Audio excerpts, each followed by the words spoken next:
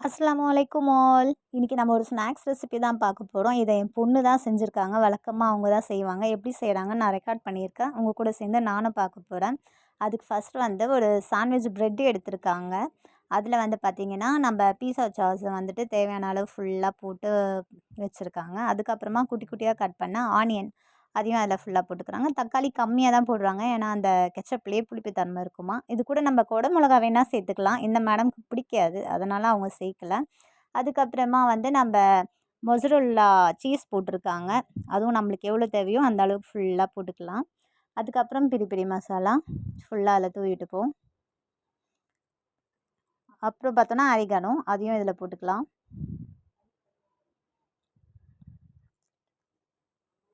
அதுக்கப்புறமா chilli flakes அதையும் அதில் போட்டுப்போம். இப்போது மேலே இன்னொரு ப்ரெட்டை வச்சுட்டு இப்போ நம்ம தவாவில் பட்டர் போட்டுட்டு அதில் வச்சுருவோம். சிம்மில் வச்சுப்போம். அப்போ தான் சீஸ்லாம் கொஞ்சம் நல்லா மெல்ட் ஆகி வேகும். அதுக்கப்புறமா திரும்பி வெந்துடுச்சு. இந்த சைடு திருப்பி போடலாம்.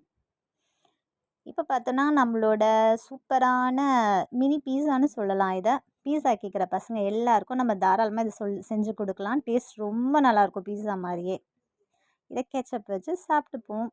சூப்பரான மினி பீஸா தயாராகிடுச்சு. பாய்.